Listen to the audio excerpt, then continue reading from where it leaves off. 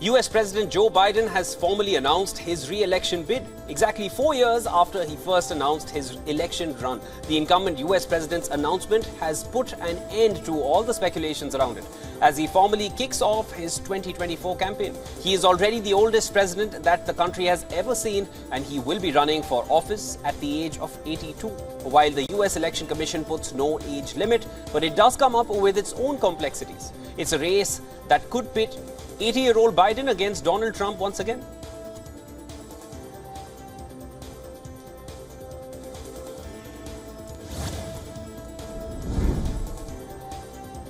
US President Joe Biden and Vice President Kamala Harris met the 3 Tennessee Democrats who faced expulsion for participating in gun control protests at the White House. President Biden thanked them for standing up for their country's democratic values. Earlier, Republican Governor Bill Lee had announced a session for discussing a proposed law to strengthen public safety. The 3 Democratic Party lawmakers had demanded greater restrictions on firearms in the statehouse protest. The incident turned these lawmakers, now called the Tennessee Three, into Democratic heroes.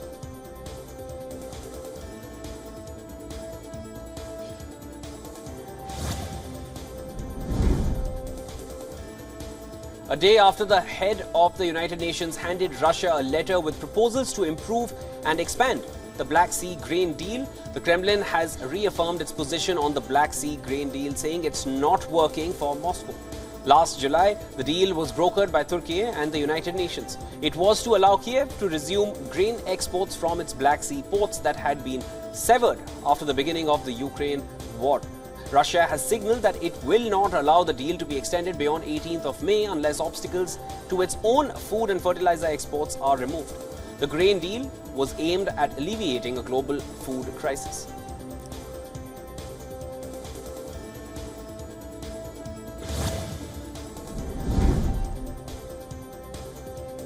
Ten injured and 1 killed as Russian forces struck a museum in the center of eastern Ukrainian city of Kupiansk. According to reports, the museum was severely damaged as the Russian army used an S-300 missile to bring it down. So far, Russia has denied deliberately targeting civilians in the ongoing Ukraine war, which has uprooted millions of lives and destroyed many cities.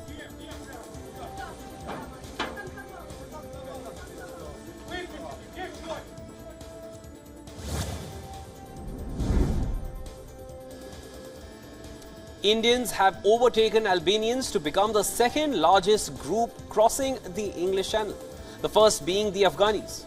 According to the data provided by UK Home Office, in the first 3 months of 2023, 675 Indian migrants were recorded crossing the channel in small boats. Last year, the number was 683 for the whole year, while the number of Albanians fell to 29 between January and the end of March. The decline is because of the decrease in crossings during the winter season.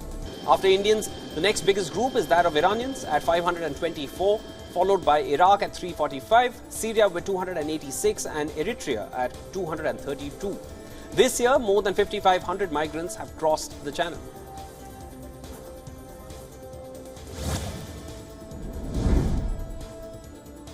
Strike threats continue to haunt UK as Health Secretary Steve Barclay has said that despite attempts to resolve the situation, the Health Department has been left with no choice but to proceed with legal action.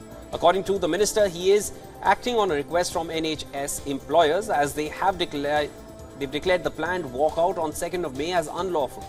Nurses in England are due to start a new strike on 30th April, which will end on 2nd of May, as members of the Royal College of Nursing voted to reject a 5% government pay offer. The UK government has applied for a court order to stop the nurses' strike.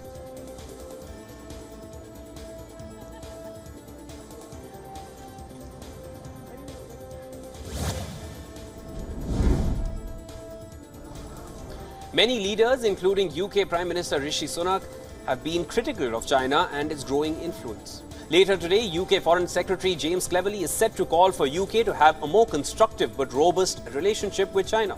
Meanwhile, UK government is set to stop the funding for Mandarin teachings at branches of the Chinese state-linked Confucius Institutes. The step is expected to be announced by Cleverly later today. Earlier, reports alleged that a secretive visa scheme has been used to fast-track Chinese government-vetted staff to come to the UK so that they can promote Chinese Communist Party values at these institutes. In total, there are around 30 branches of the Confucius Institute in UK.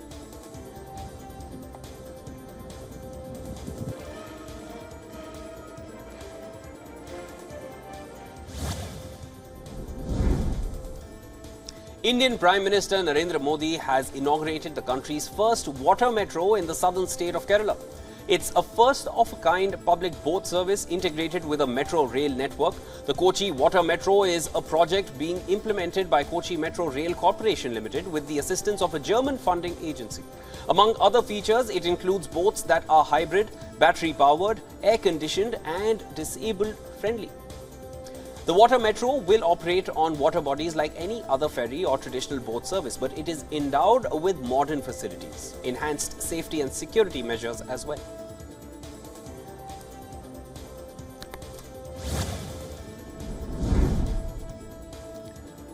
Nearly 16 people, mostly policemen, were killed by multiple explosions caused by a fire in an ammunition store at a Pakistan police station. The explosions leveled the specialist counter-terrorism station in Kabul town of Swat Valley. The town is situated in the northwestern region of Khyber Pakhtunkhwa, which neighbors Afghanistan. The incident came amid a string of high-toll militant assaults on police, many linked to the domestic Taliban branch, and initially sparked fears of a fresh attack. But the police said a short circuit in a basement storing grenades and other explosives was the cause of the blasts.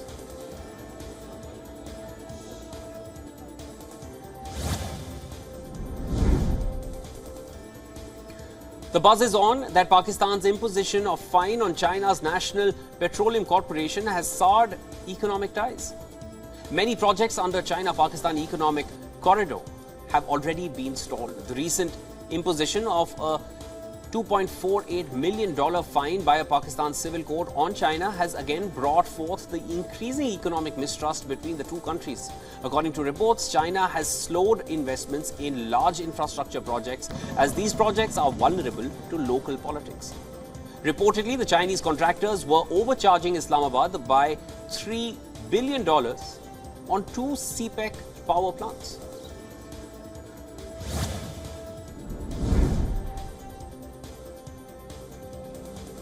A 7.3 magnitude earthquake struck Indonesia's Sumatra Islands, causing the residents to flee their homes in a panic. This earthquake also triggered a tsunami warning for around 2 hours. People in Padang, the capital of West Sumatra, rode on motorcycles in the early hours of the morning with minimal belongings and headed for safe zones in their area. The tsunami warning, asking local authorities to immediately instruct residents of the affected area to move away from shores, has since been lifted.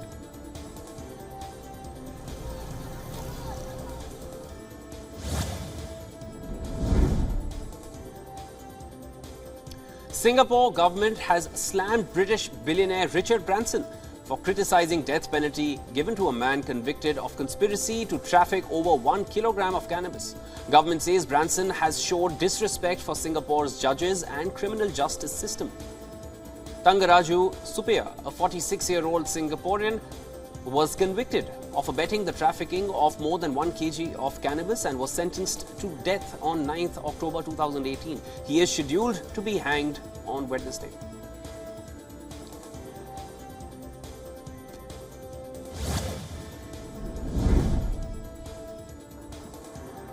The warring generals in Sudan have agreed to a 72-hour ceasefire following intense negotiations with the U.S. Secretary of State Anthony Blinken.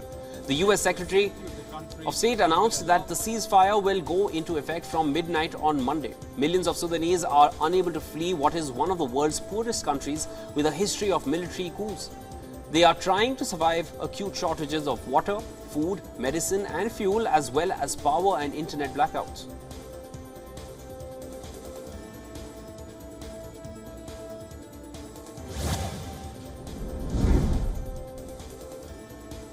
The evacuation process is on in an industrial scale in the conflict-hit Sudan. It's been around 2 weeks since the nation got enmeshed in a violent power struggle between its warring generals. The infighting has claimed more than 400 lives and wounded at least 3,700 people.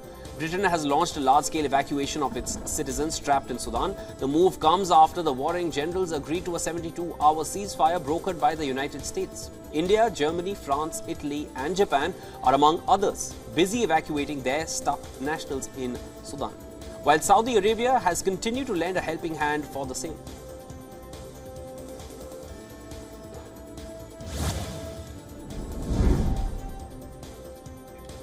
Citizens in Haiti's Port-au-Prince lynched at least 12 suspected gang members as the group of armed bandits was traveling in a vehicle. The gang members were lynched and later set alight. The lynchings followed days of confrontation between gang members and security agents. Gangs in Haiti have grown in strength since the 2021 assassination of President Jovenel Moise, with residents caught in the middle as large portions of the capital and much of the countryside have become lawless. Criminal groups control about 80% of the Port-au-Prince metropolitan area, where some 200 gangs operate with impunity, according to reports.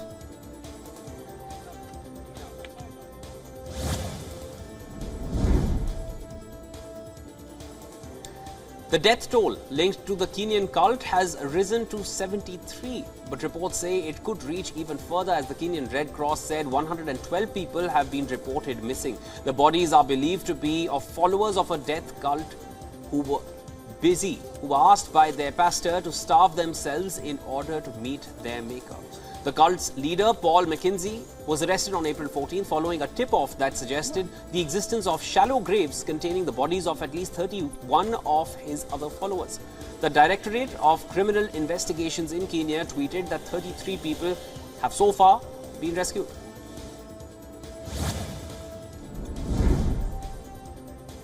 Louis Vuitton's parent company, LVMH, becomes the first European company to reach $500 billion in market value. It is closing in on Tesla for the 9th spot on the world's biggest companies by market value list. The French luxury brand's stock performance is backed by stronger than expected first quarter sales, especially in China, which is seeing a spurt in consumer demand as people are venturing out of their homes after a stringent lockdown. All this has helped its founder, Bernard Arnault, to become the world's richest man.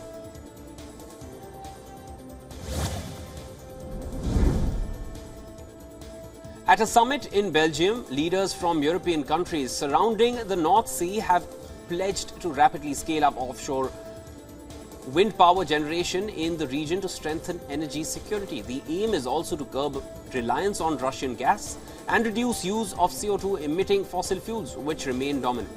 In a joint statement, the leaders said they would aim for a combined 120 gigawatts of offshore wind capacity by 2030 in the North Sea and 300 gigawatts by 2050. Belgium, Denmark and Ireland, plus Luxembourg, which does not have a coast, also signed the pledge.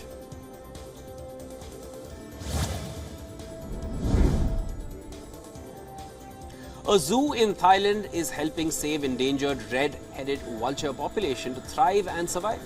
The chick is an endangered red-headed vulture which was hatched in March. It is the first to be bred in Asia and only the second to be alive in the world. The red-headed vulture, also known as Asian king vulture, plays a crucial role in the ecosystem as a scavenger.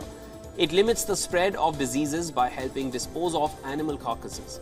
However, the incessant hunting, its population has declined significantly. With another egg being incubated, Thailand's near 2-decade-long of efforts to prop up the vulture's population is starting to reap rewards.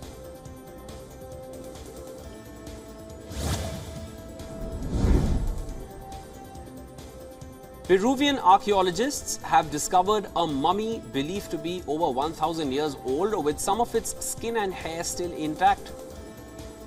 The mummy was found at an archaeological complex near Lima's outskirts. The body is believed to be of a young person. Archaeologists are still uncovering new finds in the area. In January, 8 children and 12 adults that were believed to have been killed in a ritual sacrifice were unearthed. From ceramic objects found near the body, archaeologists estimate that the mummy is between 1,100 and 1,200 years old and could belong to the Lima or Ishma civilizations.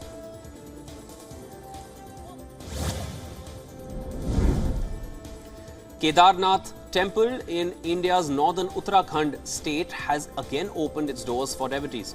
Kedarnath Temple is one of the holiest hill shrines for Hindus in India. For its reopening, the temple was decorated with 20 quintals of flowers in the picturesque foreground of ice-capped Himalayan hills. The temple is closed in winter as Kedarnath town receives heavy snowfall every year and roads are blocked.